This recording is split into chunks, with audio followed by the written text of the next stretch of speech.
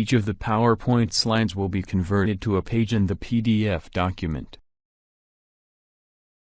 Open up your browser, and go to lightpdf.com.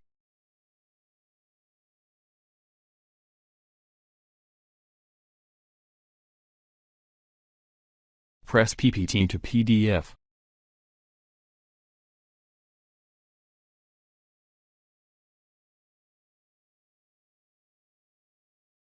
Press the plus button, then select your PowerPoint PPTX or PPT file.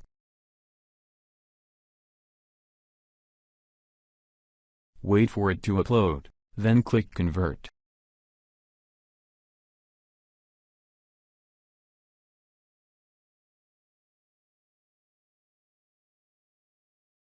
Click Download.